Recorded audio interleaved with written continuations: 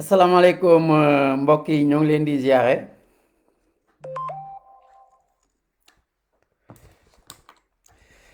tey nag ñu def benn benn briefing nii rek benn breaking sur la libération de monsieur Boubacar Seye président Horizon Sans Frontières bu nga xam ne depuis le 19 janvier ñoo ngi ko jàppoon tey jii nag doyen des juges mu am liberté provisoire sànq léegi nii. Donc ñu bëgg ci recevoir ay témoignages ñu nga xam ne moom moo nekk Tamsir Ousmane Ba mu nekk directeur administratif et financier Horizon Sans Frontières bëgg ci dégg aussi ñenn ñu nga xam ne bëgg nañ ci am seen réaction ci direct bi nga xam ne moom lañ bëgg a def très rapidement pour wax ci affaire libération Boubacar Seye. Boubacar Seye nag ñu jàppoon ko ci diffusion de fausses nouvelles depuis le 19 janvier. Bon tey nag yàlla def de doyen des juges jox ko liberté provisoire bu nga xam ne ses avocats introduire nañ ko depuis le 19 introduire nañ ko depuis vendredi. Donc ñuy jot nag ñuy fas yéene am nag woo Tamsir Ba bu nga xam ne moom moo nekk directeur administratif et financier Horizon Sans Frontières. Donc moom mu wax ñu libération boobu nu mu demee Tamsir ñoo ngi lay ziare di la dalal fii ci App TV Tamsir. waaw sëñ Aliou allo. waaw sëñ Tamsir. waaw sëñ Aliou ñu ngi leen di ziare. ñoo ngi lay ziare bu baax diaspora bi yëpp kontaan ci nouvelle bi nga xam ne jot nañ ko léegi muy le frère Boubacar Seye président Horizon Sans Frontières mu nga xam ne libéré nañ ko léegi nii ci gannaaw. loo ñu mën a wax ci loolu Tamsir. waaw dañ ciy sant yàlla rek dañ ciy sant yàlla lu bëree bëree di ci gërëm nag wax dëgg yàlla peuple sénégalais bi et particulièrement la diaspora sénégalaise ci taxawaay bi nga xam ne bi taxaw na ko le président Boubacar Seye bi nga xamee ne boobu ak léegi ñu ci teg loxo ci kawam di ko jiiñ li nga xam ne lii wax dëgg yàlla adduna wane na ne tuuma la rek. ñu ngi ci santaat gën a sant yàlla lii dafay wane rek tey jii urgence bi ñu am ñun pour war a mën a dajee nekk benn. waaw parce que ni ñu koy waxee rek dañ doon xoxatal rek pour xool ndax diaspora bi war na mën a jàmbarloo te diaspora wane na ko. parce que yàlla tey bi ma mujj dégganteeg président Boubacar Seye daf na ma waxal ma diaspora ne leen maa ngi leen di gërëm di leen sant. xolam sedd na. que mu loolu lu ko mëntoon dal sentir na ne wéetul ci xeex bi wéetul ci combat bi parce que diaspora approprié wul na ko def ko xeexu boppam. waaw loolu mooy kàddu yi nga xam ne Boubacar Seye dénk na ma ko nee naa ko jot li diaspora bi. boobu Tamsir Ousmane Ba nekk directeur administratif et financier Horizon Sans Frontières vendredi ses avocats introduire benn liberté provisoire. bu nga xam ne vraiment ñoo ngi doon craindre ci sa santé ci wér-gi-yaramam nu mu commencé woon di doy waar est-ce que mën nañoo xam situation bi foofu nan la demee ci ci wàllu wér-gi-yaramam.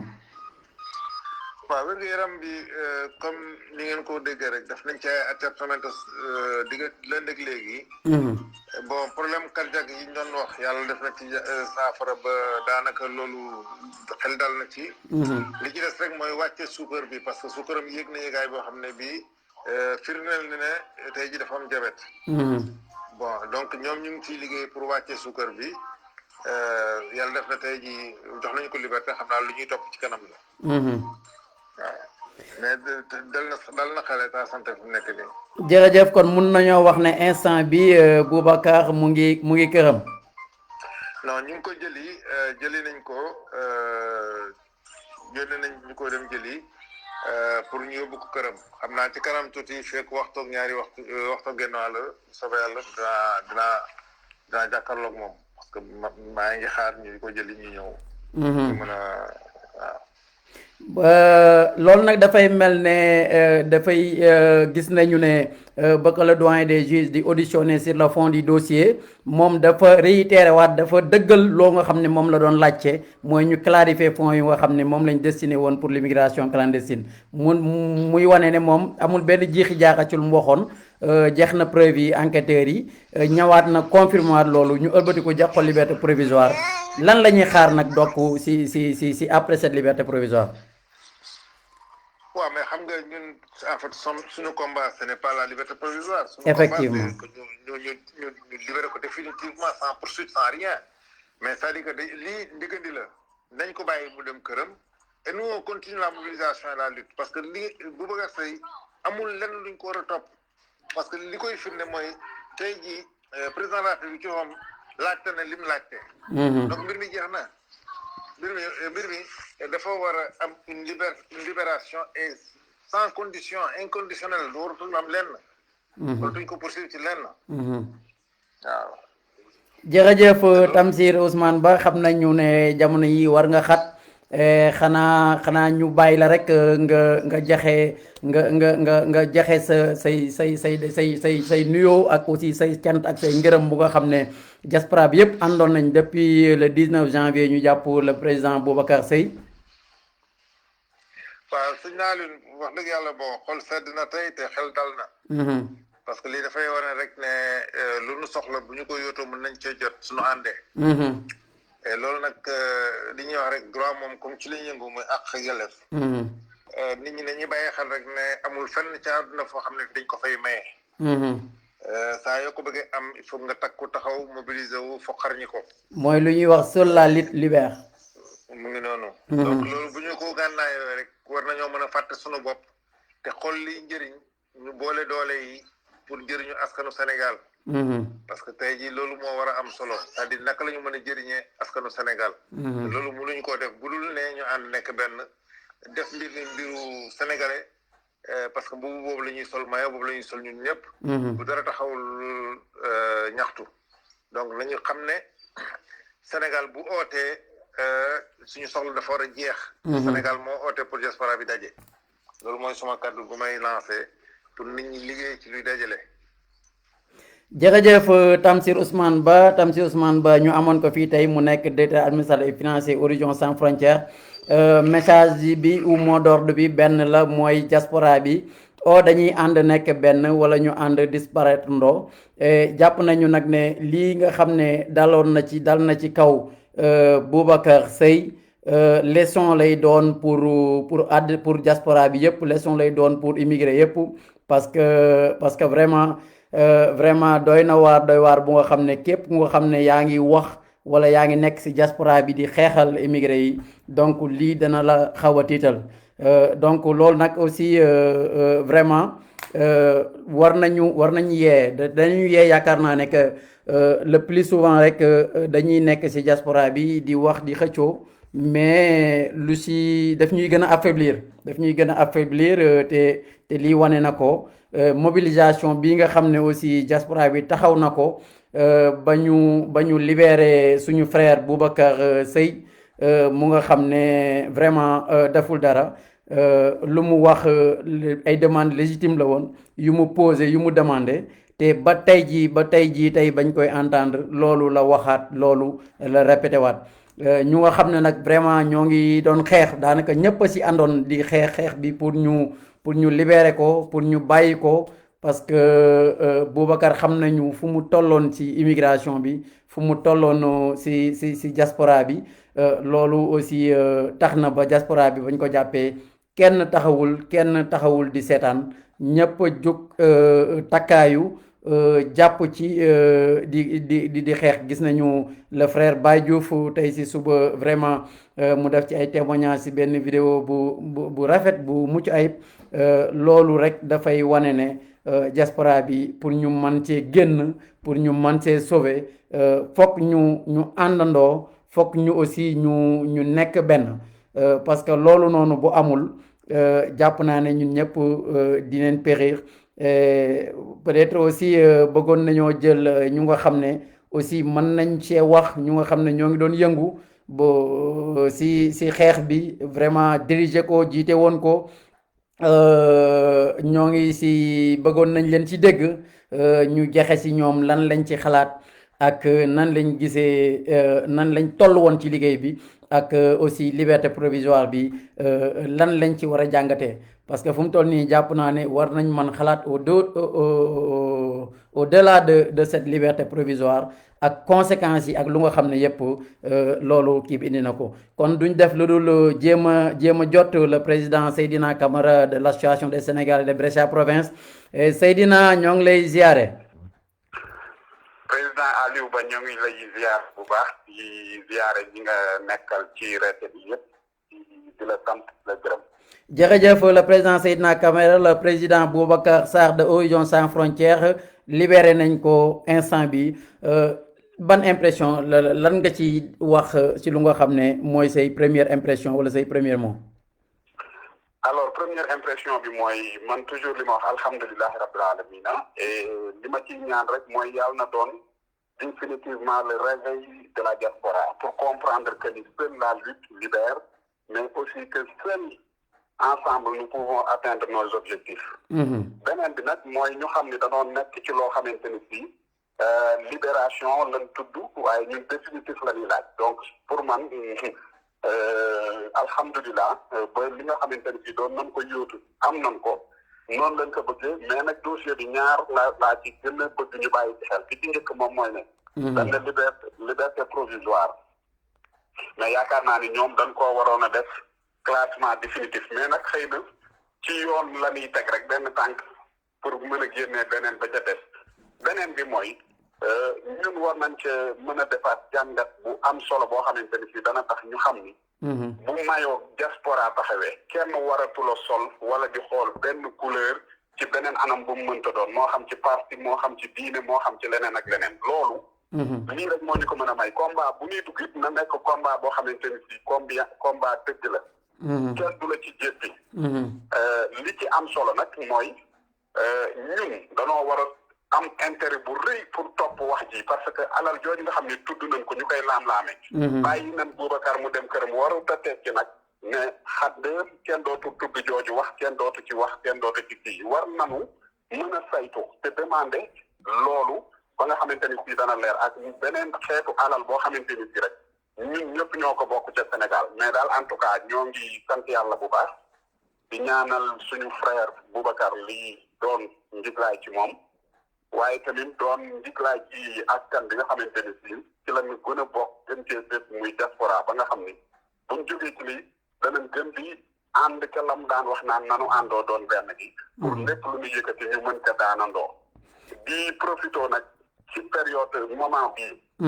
di remercier tous les Sénégalais de tous bords parce que donte wan nañu ne ñun ñoo bokk li ñuy def waaye dana gën a tax ñun ñu jàpp ne nous sommes en sécurité entre guillemets en sécurité parce que nit boo nekkee ci mbir te dëgg rek lal ko say ñooñ di la xool di la bàyyi xel lii war nañoo soññ pour wan ñu ne kenn ku ci nekk ci ñun lépp looy def ak xulaay taala xamal ni Sénégalais yi ña ngi lay bàyyi xel xamal ni nous avons un grand peuple ku la xamuloon wala ku la daan romb yi dem boo yaakaaree ne bàyyiwul xel ci li ngay def yaa ngi nax sa bopp Boubacar lii war nañ cee def jàngat bu rëy pour xam ni kenn ku ci nekk ci ñun ca la ngay wax ca la ngay jëf ca responsabilité ya ngay yor boo jàppee ni kenn bàyyiwul xel yaa ngi nax sa bopp président nga ne lii nii warul liberté provisoire bi warul tax ñu bañ a laajte lu nga xam ne moom la laajte woon ba lu ko ci fekk ko ci te loolu mu def ko dafa mel ne laajte boobu da ko def à la place des associations parce que yow mu jiite kuréel association yi mu mel ne association yi ñoo waroon a poser cette question à sa place nan ngeen fas yéene taxawee après lii nii. waaw mais Alioune mooy li ma la wax léegi dafa war a nekk benn déclic boo xamante ni fii waxuma la tax les associations mais même droit de l'homme yi lépp loo xamante ni si sénégalais lambda bi dafa war di mën a gën a demander li nga xamante ni si mooy leeraange ci gestion wu alal ji nga xamante ni si ñun ñëpp ñoo ko bokk beneen bi tamit bañ a nangu impunité mooy li nga xamante ni si xëy na léeg-léeg nit ñi dañ koy ragal a wax sax yaakaar ni dara da leen ciy fekk beneen bi aussi ñu gën a xam ni fu ñu toll am na ñoo xamante ni si kat xëy na danañ sol benn mbubbu kiiraay gu leen di yaakaar ni war na leen a mën a tax def lu leen neex loolu ñu bañ ko beneen bi gis nga dama gëm ni ñun association yi keroog xaw nga ko brosser yaakaar naa ni suñuy objectif après Covid ak durant Covid ku ci jàngul nekk léegi beneen horizon lan war a xool yaa ngi tardé kooku moom muy association muy kuréel gu mu mënta doon ba ci kuréelu diine kuréelu gu mu mënta doon yaakaar naa ni wax ji ak période bii mu amee war nañoo mën a yee ñun ñëpp ba gësëm ñu ban mën a xam ni taxawaayu sénégalais yi romb na loolu nag man damay sant yàlla parce que lu mu néew ASBP daf cee nekkoon Alioune tey nous avons eu raison sur beaucoup de choses. indi bi ñu indi woon Boubacar fii ci Brescia mu waxtaan ak ñun. ça veut dire que ni tey jox nañ ñu dëgg ci wane ne nous avons eu à inviter une personne d'envergure koo xamante ni si anticiper woon na ci yoo xamante ni si mu nga cay ñëw kon yéen ñi nga xamante ni si yéen la yàlla tegoon ci bopp association bi muy yow d'abord ak ñun ñi ci àndoon ak yow di ci liggéey yëpp. war nañ cee jàngat te sant ci yàlla mais lii toujours mooy li may wax rek na Sénégal yi àndandoo doon benn nangoo ànd ci dëgg jël suñ jëmm yu ndaw yi teg ko fële tey liggéey ci xam-xam gis nga Boubacar bu fi nekkoon di xëccoo poste wala di jaay nit ñi leneen bu ko lii dalee ñu bëri danañ ne ko ñaw waaye nag yaakaar naa ni ñaw mënta ñàkk waaye li ñu ne du dëgg du yoon ñoo ëpp ñëpp xëy na ñu ne ñaw tey nag dañuy sant yàlla parce que Alioune fii may waxee ak yow sama xol lu tax mu sedd mooy. dañ doon def récolte ay image ne woon mooy plan bi jiitu ci liggéey bi nga xamante ni si danañ ko def pour solidariser wu ak Boubacar. li ñu ci jot ci vidéo ñemewuñu ko sax wax pour mën a wax ne fan ka jàllaleet résultat wu combat façon bu ne nga koy xeexe. combat moom moo. président da ngeen di continuer di demander l'audit des fonds yi nga xam ne moom lañ destiné émigré bi wala nan ngeen di fas yéene continuer def. mais mooy li ma la wax ci sama njëlbéen wax bu fekkee ni dañ ne bàyyi nañ Boubacar mu ñibbi rek ñu teg suñuy arme mooy ne kon ñun xeexu ñu woon pour les libertés yoo xeexu ñu woon pour dëgg ñun xeexu ñu woon pour Boubacar génn rek dem toog déedéet lim doon laaj kay lañ ko gën a laaj moom mooy ne nañ ñu leeral comme le président de la République en conseil des ministres ci semaine dernière demandé nañu defal ko mémorandum ñun jàpp ñu ne via discute la rek pour ñu mën a calmer wax ji lii tamit jàpp ñu ne rek ndox muñ ci sotti la pour wax ji ne tekk déedéet dañuy continuer def ko sax au contraire li nga xamante ni fii moom mooy ñuy permettre mu doon rebond pour ñu mën a traiter topp question bi ba mu leer parce que alal ju toll noonu ñu ne dugal nañ ko ci luy xeex ñu mu tuddati immigration clandestine bàyyi nañ Boubacar ci liberté provisoire warut a tax ñu aj suñuy arme déedéet au contraire. nan ko topp te demandé ko te loolu ñun ñu koy demandé noonu la war a soxalee sax nag justice sénégalaise. parce que foofu lañ koy xaar. jërëjëf waxuma état mais justice laay wax. jërëjëf merci beaucoup Alioune. jërëjëf Seydina Camara nekk président de l'association des Sénégalais de Brescia et province. Seydina Camara ñu xam ko ci xeex bu rëy bu nga xam ne vraiment sumboon nañ ko di pour taxawu seen bopp aussi taxawu le président Boubacar Seye mu nga xam ne libéré nañ ko tey jii vraiment diaspora bi yëpp kontaan ñëpp am benn ouf de soulagement bu nga xam ne feeñ na ci kanam yi feeñ na ci lépp loolu nag taxoon tey ñu ubbi woon suñuy antenne pour jéem si waxtaan ak askan bi vraiment parce que gis nañu ne ñëpp bañ ko jàppee ba tey kenn toogul ñëpp a ngi jug di si wax di si jëf ba tey ji suñ borom def ñu libéré ko le président Seydina Camara wax lu am solo mooy lu Boubacar waxoon rek ñoom nee nañu moom la ñuy continuer di wax xanaa ñu jël suñu grand Baye Diouf mu nga xam ne ñëpp gisoon nañ taxawaayam ci xeex bu nga xam ne mu ngi ci doon taxaw Boubacar Baye Diouf ñoo ngi lay ziare. allo Baye Diouf. Baye Diouf allo. waaw asalaamaaleykum. Baye ñoo ngi lay ziare di la dalal fii ci App TV tey nag ñu doon def benn breaking nii bu ndaw nii bu nga xam ne dafay concerner la libération du président Boubacar Seye Horizon Sans Frontières tey si suba ñu gis nga def ci vidéo bu am solo di waxaat idée yi nga xam ne moom la Boubacar doon xeexee nan nga muñ mën a revenir ak yan mooy sa impression ci liberté provisoire bi nga xam ne doyen des juges accordé na ko le président Boubacar Seye. waaw jërëjëf Alioune di la nuyu di la gërëm ci plateau bi nga taxawal nii léegi maa ngi doon déglu léegi mon frère Tamsir ak Seydina. di wax ne rek wax dëgg yàlla nañu wax alhamdulilah. bi nga xam ne yàlla ci boromam nit ku nekk dina am nattu mais nag su ko jeexale rek jeex na parce que kenn ñaanuloon loon Boubacar Seye kenn ñaanuloon koon kenn yéenewu ko woon mu dugg ci biir te nekk na nag loo xam ne lu waruloon am la waaye nag comme yàlla def na ko rek nañ ko gëmee yàlla ñaareel ba comme par rapport pour tontu sa question bi kon nag dañuy gërëm yàlla ba noppi kontaan ci allo waaw maa ngi lay dégg ñoo ngi lay dégg allo ñoo ngi lay déggu Baye ñoo ngi lay déglu waaw nga baal ma parce que téléphone yi waaw appel téléphonique yi la quoi waaw ñoo ngi lay déglu ñoo ngi lay déglu li may wax rek moo di waaw li may wax rek moo di ne Boubacar Seye kuy koy wax xam ne moom du waxkat yi luy yàq diaspora bi du waxkat loo xam ne day yàqal nguur gi waaye day wax pour loo xam ne day jëmloo kanam diaspora te lu jëmloo kanam diaspora mooy jëmloo na kanam Sénégal ak gouvernement du Sénégal pour tontu ci sa question bi effectivement ñu bëri dañoo yem ci accusation yi yiñ ko jiiñ ba téye ko alors que soo dégloo soo seetloo xam ne Boubacar Seye ay idée la doon indi ci mbirum diaspora ay innovation la bëggoon indi ci mbirum diaspora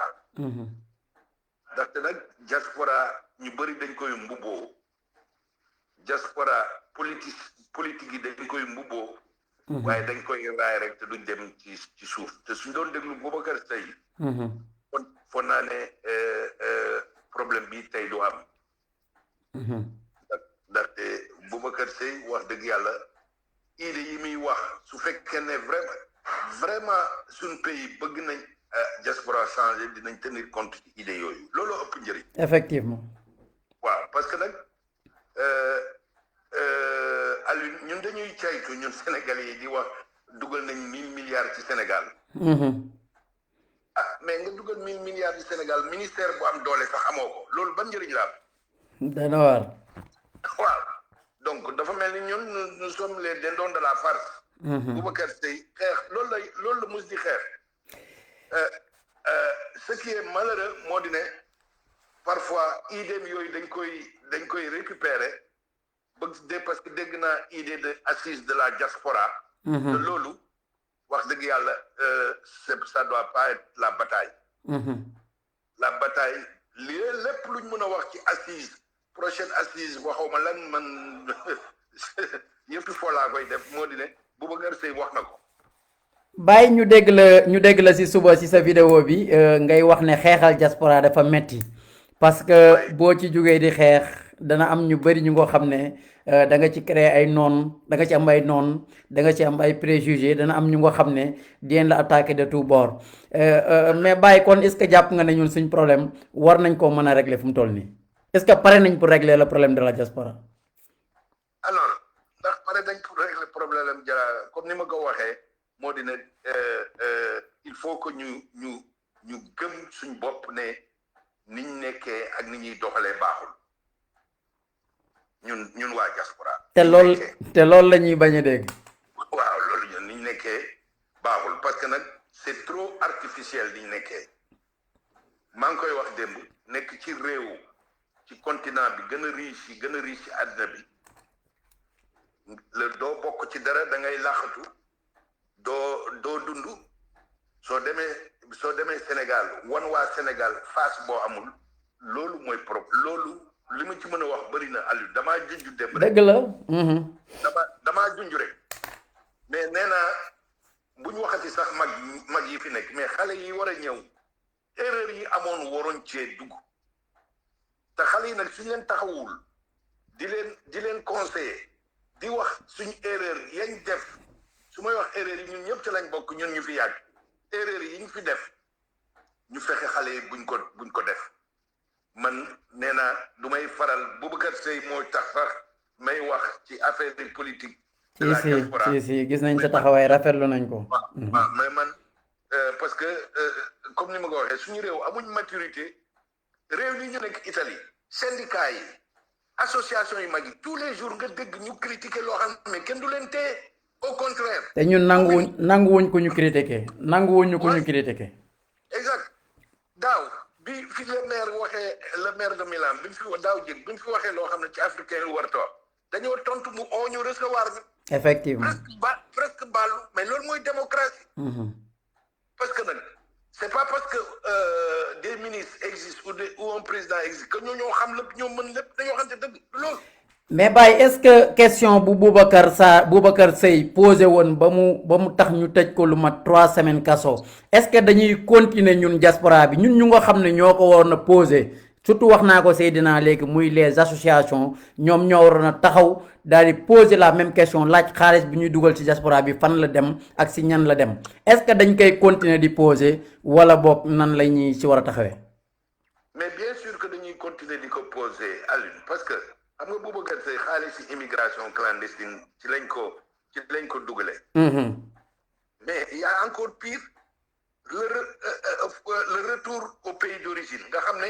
extrémistes yi ñoo koy politique fii Italie jël ci ay milliards sànni ko Sénégal muy le projet Plasipri. ban immigré moo ci mës jëriñu ban entreprise lañ ci mën jëriñu donc. Au-delà de problème de l'immigration clandestine mooy ñuy jël Barça ou Barça problème bi moo di ne Union européenne da koo xam ba nga xam ne su buggee règle état civil des Sénégalais la Union européenne la mu ca dugal ëpp na ay milliards te affaire yi état civil souveraineté nationale la te Union européenne peut-être xam na suñu réew loo xam ne ñoom xamuñ ko suñu réew ñun ñoo fa dëkk. Donc, il faut poser, vidéo il a bien parlé de l'aide au développement, ça ne développe pas, ça sous-développe. L'aide au développement, mais musul développer, ça sous-développe. Dina la waxal dara, parfois, so xamone dans telle condition le dirigeants yi di ñëw Europe di négocier. Suñuy négocier dafa melni ay xalé lañuy doon. Ils ne tapent pas sur la table. Il ne voit pas, parfois, il laisse de côté les vrais problèmes pour pouvoir gagner les milliards. Mais les milliards, comme il a dit, mais ça enrichit une minorité. Baye Diouf mu rajo defaral suñu bopp moom mooy lu may wax ne moom mooy faral di wax naan association du dàq wéetaay mais Baye pour ñu terminer wax nga ko tey si suba yaa ngi wax ba doon tudd tax yaa ngi wax ba doon tudd ay 12 milliards 500 yu nga xam ne dugg na ci diaspora bi Italie am ci pàcc bu mag loolu yow da ngay continuer di laaj ay compte rendu ba léegi wala. alors xam nga compte rendu fi ñu toll nii xam nga wax dëgg yàlla soo doon poser la même question fii ba suba kenn du la tontu. mais est-ce que on avait eu des représentants comme notre frère Askassé ok. C'est dommage moom mënoon waroon na gën a wax ñu xam léegi bokk nañ ci am na benn groupe WhatsApp bu ñu bokk ci projet boobu mais nag li nga xam ne moo di ne c'est dommage man mosuma woon xam ne gouvernement Sénégal mën na yore 12 millions di ko partager bitim réew. 12 milliards mosuma woon ko xalaat. mais yow xam nga ne 500 millions yi ñu jox Italie ak pays yi bokk ci juridiction Italie. suñ ko renforcer woon consulat yi renforcer ambassade que kenn dootul dem di rang buntu consulat di Milan sa yaram day daw soo yeewoo le matin gis rang ba fay am Aliou. Sénégalais yi nga xam ne ñu ngi ci réew mi nekk ci conditions yi difficiles 500 millions suñ créé woon un service social vraiment boole ci association yi. yow xam nga ne nit dootul xiif ci dëkk bi ci boobaa te xaalis boobu duñ leen ko jox ndax Italie am na lépp. Italie am na lépp ma lay waxal am na benn année boo xam ne benn sénégalais bu amul doon fanaan Malpensa bi mu ooma dama ànd ak moom dem commune ñu jox ko ne di ko jox lekk solal ko toppatool ko ay kayitam. loolu am na ci réew li ñu war a def consulat yi li ñu war a def mooy. xam réew mi ni muy doxee sénégalais bu am ñu amul boole ñaareel Aliou. convention diggante Sénégal ak Italie en matière de prestations sociales ba léegi signé guñ ko te réew mu tuuti mi nekk suñu wetu réew muy Cap-Vert ñu signé ko te loolu suñ ko signé woon c'est un bénéfice pour la nation. loolu war a nekk les perspectives yu nga xam ne moom moo war a nekk suñu xeex ñu war cee ànd ak ñu nga tudd aussi tey si suba muy les députés de la diaspora ban message nga leen di jax ak ban ngay jax diaspora bi pour ñu tëj émission bi. alors li may wax moo di ne démb ci suma wax tudd naa député de la diaspora vraiment muy Mame Diarra muy Nangu Seck c'est des amis quand je parle du personnalisé wu ma. vraiment suñuy grand lañ. c'est des personnes de valeur ñëpp xam nañ leen ci réew mi. quand je parlais hier c'est pas pour par personne mais dama ne leen gouvernement du Sénégal dañ leen piégé te loolu li ñu waroon def moo di ne moyen yañ leen jox Sénégal ñu jox leen ko fii Italie oto yañ leen jëndal Sénégal ñu jëndal leen ko fii Italie jox leen bureau pour que ñu nekk 100% dama lay wax man je connais les députés des Italiens de l'extérieur mais rarement ko leen di gis fii ñu nga basé ñu nekk Amérique du Sud di laqar ci problème italien ya fa nekk donc députés yi ils n'ont pas besoin d'être au Sénégal sur toutes les sessions budgétaires dëgg la ils dépendent de la diaspora dañ leen war renforcer biir consulat bu rëy bi dañ leen fa waroon jox bureau jox leen fa téléphone ne fu sénégalais amee problème jóg leen ngeen dem seeti su ngeen ànd ak l'administration te mu am nag déggoo diggante les députés de la diaspora avec l'administration loolu dañoo war dépasser le bord politique. jërëjëf grand Baye émission bi jeex na ban message ngay jox le président de la République envers Boubacar Seye ak liberté provisoire bi nga xam ne moom la am tey. li may wax rek moo di ne président de la République message bi ma koy jox peut-être tuuti na pour jox ko message. mais mu ñuy déglu parce que ñu nit diaspora ci kii bi lañ bokk. waaw léegi li may ñaan rek moo di ne diaspora bi wax dëgg yàlla kenn ñun xeexuñ ko. ñun suñu réew lañ bëgg mu gën a joxe ak problème il a fait nag wax naa ko démb il a fait beaucoup de choses loo xam ne président yu bëri defuñ ko sur la diaspora. effectivement mais parfois dafay taxaw en mi-chemin parce que li mu fi def jël ay immigré nommé leen consul jël ay immigré nommé leen ambassadeur jël ay député c'est une excellente mais dafay taxaw à mi-chemin te parfois su koy def du ñu déglu c'est pas nee naa ñëpp nekkuñ membre de l'APR ñëpp politique wuñ la société civile fii Italie amuñ joti di dem ay meeting di tàccu li ñu am mooy dañuy liggéey le peu de temps bi ñu am ñu jërëjëf Baye jërëjëf Baye jërëjëf merci jërëjëf ñoo ngi lay sant di la gërëm bu baax c'était Baye Diouf de rajo Defaral Suñu Bopp ñu jëloon ko tey nag bëggoon a waxtaan ak moom ci lu dem ci libération Boubacar Seye le président de Horizon Sans Frontières moom it mu ñëw def ci analyse bu am solo gis nañu depuis boobu ba léegi mu ngi ci taxaw di ci xeex bu am solo parce que man damay wax rek day cas yu demee nii bu amee dañuy war a jël suñu divergence yëpp mettre ko de côté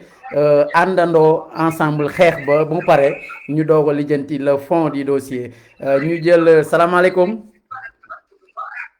Aleykum salaam wa rahmatullah. ñoo ngi lay ziare bon j'ai vu que tu as insisté numéro bi amul tour yow la kan. Ibrahima Bao, président de l'association des Sénégalais de Lérida et province en Catalogne, en Espagne. jërëjëf Ibrahima j'ai vu le numéro de Catalogne Ibrahima yaa ngi ñu fekk ci benn émission bu ñuy def sur la libération du président de Horizon Sans Frontières Boubacar Seye ma jàpp ne peut-être loolu moo tax nga woote ñu déglu la lan nga ci xalaat ak nan nga accueillir cette bonne nouvelle. Effectivement Seydina Alioune ñoo ngi leen di sant di leen gërëm bu baax a baax di gërëm aussi en particulier toute la diaspora ak dëkk bu ñu mën a nekk dans le monde impression yi comme mes précédents l'ont dit loolu rek la ñuy waxaat mooy que ni une liberté provisoire du pour ñun c'est pas du sentence bi nga xam ni moom lañ doon xaar quoi parce que au fait li ñuy wax rek mooy le président Boubacar Seye il n'a fait que faire voir aux gens li nga xam ni moom mooy li nit ñi gisul woon et puis suñu état yi ak suñu je ne dirais pas sax suñu état yi mais suñu administration yi nga xam ni ñoo nekk à l'extérieur ils doivent nous comprendre dans ce sens parce que li tax ñu war ñu comprendre dans ce sens mooy comme li sëñ Baye Diouf doon wax sànq dañu desee am intégration par rapport ak dëkk yi nga xam ni moom la ñu ne parce que jàpp naa ni lu ñuy wax lu jëm ci Union européenne amul benn administration bu nekk ci monde bi boo xam ni mën nga jëflanteeg moom loo xam ni luy nëbbatu la donc war nañoo gën a rattaxal seen diggante ak seeni doomu réew yi nga xam ni ñoo nekk ci àll bi mais aussi gën a jox suñu institution yi gëdd boo xam ni institution yooyu ñuy jëflanteel duñ leen yàpp ëllëg ak si biir parce que yàpp biñ leen di yàpp rek day répercuté wu ci ñun ñi nga xam ni yàlla daf ñoo natt ñu nekk ci àll bi ñuy rafetlu bu baax a baax nag libération biñ ko libéré mais tam di xamle ni c'est une victoire à mi-chemin parce que au-delà de la personne de Boubacar Seye il y a beaucoup de choses yoo xam ni war na la diaspora war na ci taxaw thème pour solutionner ko te loolu pour ñu taxaw ko pour solutionner ko rek il faut ñu ànd je ne dirais pas que ni sax dañoo am divergence mais dañuy am des points de vue yoo xam ni day wuute sur des questions te li koy indi lépp mooy que ni ay appartenance politique te yooyu dañ ko war a dépasser nekk nag dans le cadre de sénégalais de l'immigration loolu jàpp naa ni loolu mooy idée principale bi nga xam ni jàngat nañ ko ci affaire Boubacar bi à part taxawaay bi ci ñëpp am rek bien que ni waroon naa mën a doon une mobilisation beaucoup plus forte. Effectivement parce que gis nañ ni tout li ci jàpp par rapport ak li nga xam ni mooy diaspora bi nekk ci àll bi kenn xamul nu mu toll. mais Baro ñu bëri dañuy wax ne jàpp Boubacar bi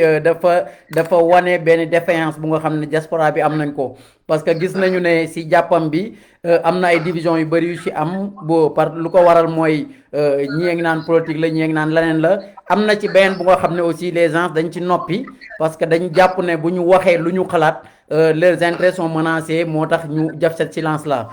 nan lañ war a mën a def ak nan lañ war a mën a taxawee ñu nga xam ne ñoo ngi nekk ci diaspora bi xam ne ñoo ngi wax ñu leen di tuddee ay activistes ñii ñu leen di tuddee ay alerteurs publics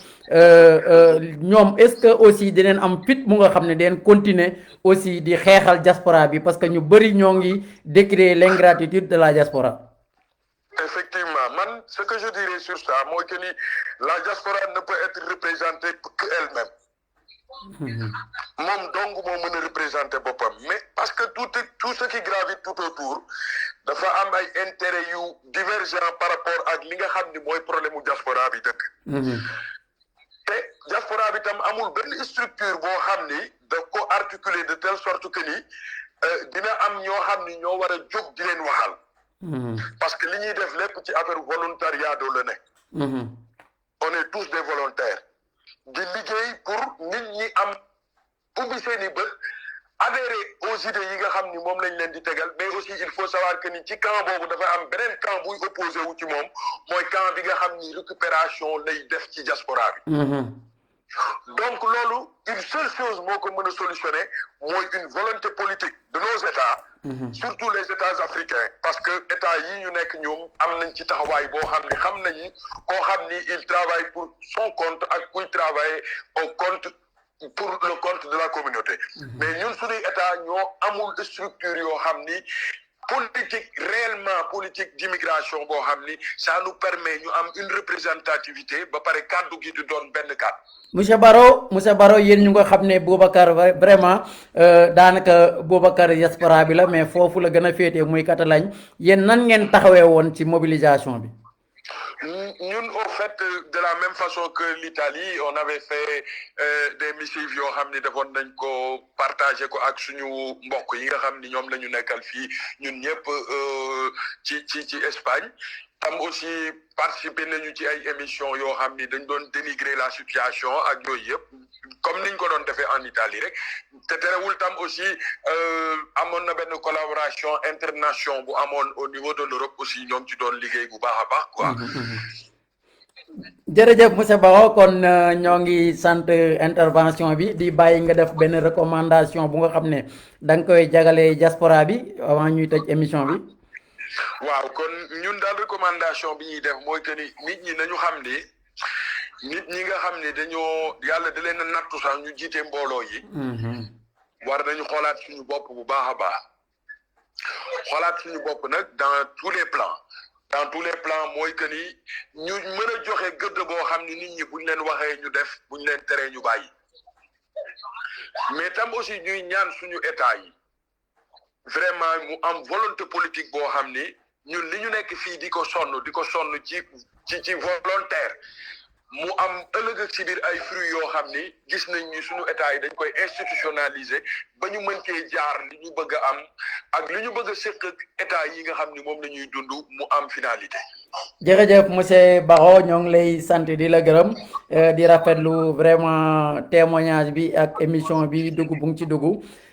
di sant ñëpp ñu nga xam ne ñoo intervenir ci émission bi Tamsir Ousmane Ba mu nga xam ne moom moo yore kaddu Horizon Sans Frontières bi le président Seydina Camara aussi ak mon frère Baye Diouf DG rajo Defaral Suñu Bopp ak monsieur Baro depuis Espagne Catalogne ñoom ñëpp ñu nekkoon di doon joxe seen impression ak seen réaction ci libération bi nga xam ne moom lañ bàyyi le président de l'Horizon Sans Frontières monsieur Boubacar Seye mot d'ordre bi nag benn la mooy ñu ànd nekk benn xam ne bu diaspora taxawee ku ci nekk say intérêt individuel nga teg ko sa kër ñëw jàpp sur le plan collectif ba ñu régler le problème après ku ci nekk demaat sol sa robe volonté politique souligné nañ ko mais je crois pas que les états surtout africains la volonté politique pour diaspora bi nekk benn pour diaspora bi ànd ñoom ormay du ñu ànd ci loolu parce que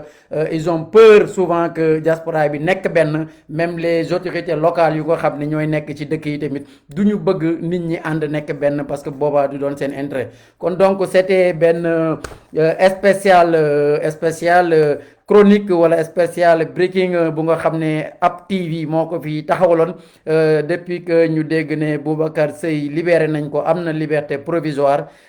di leen sant di leen gërëm di leen jox rendez-vous très prochainement jërë ngeen jëf